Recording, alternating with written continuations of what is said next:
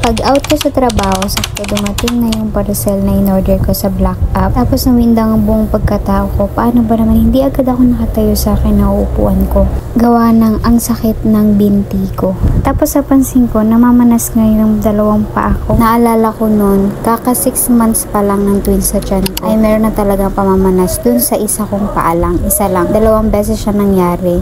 Nung time na yun, sobrang pagod na pagod ako sa trabaho. Tapos, agad ko nga rin siyang ni-raise sa may OB ko. Ang sabi nga niya, due to over fatigue daw. Tapos, yun, dahil work from home ako, maghapon lang nakaupo. Kaya ang advice sa akin is itaas yung paa para hindi bumababa yung extra fluid sa may paanan ko. Heto nga at naiipunan ako ng parcel. Excited na rin sana akong buksan. Kaya nga lang hindi ko na siya muna magagawa. Dahil wala ako sa best state ko ngayon. Mas iniisip ko nga kung paano mawawala yung pagkapintog at pagkamanas ng paa ko. Sabi nga ng OB ko, usually daw ang pamamanas ay nag-occur kapag kabuanan mo na or 9 months. Kaya naman daw minsan kapag 8 months. Kaya naman at 6 months, masyado pa talagang maaga para magkaroon ng pamamanas. Mula nung mga unang pamamanas ko, alam ko na nga rin kung paano sana i-manage para maiwasan na hindi mamanas yung paa ko. Kagaya ng wag masyadong mag-overwork.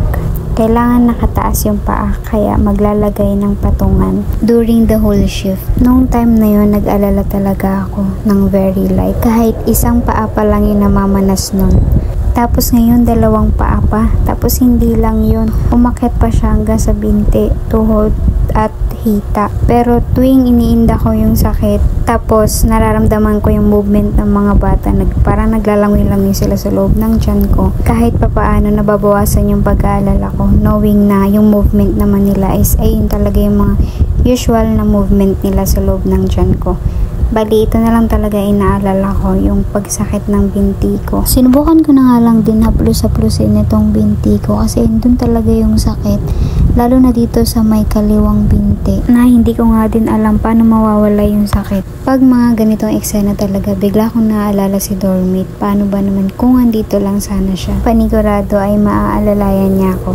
Hindi ko nga rin talaga mawari bakit ako namanas ng ganito kalala. Samantalang hindi naman ako napagod sa pagtatrabaho. In-update ko nga lang din si Dormit para naman alam niya kung anong nangyayari sa akin. Nung naramdaman ko na parang wala namang nangyayari at di nababawasan yung sakit na nararamdaman ko, ito at tinry ko naman yung ibang pwesto. Baka sakaling mawala na nga itong pamamanas ko. Aba naman kahit pagtaas na lang ng paa, hirap na hirap pa yung buong pagkatao ko dito.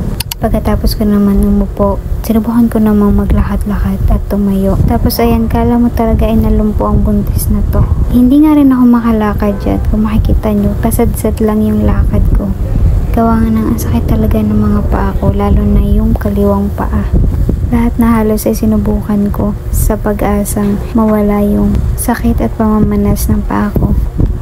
Ito nga't iyak tawa na lang talaga ang buntis. Ito na nga rin pala yung itsura ng pamamanas ng paa ko. Usually talaga yung paa ko, kita na yung mga buto-buto, gawa ng super payat ko, tapos labasan din yung mga ugat-ugat ko yan sa paa. Pero ngayon wala sila lahat dahil nga sa pamamanas. Tapos tuwing pinipress ko yung binti ko, hindi talaga siya lumulubog. Gawa ng namimintog din siya. Hanggang ngayon, hindi ko pa rin talaga alam anong nangyayari, bakit kaya ako namanas ng ganito.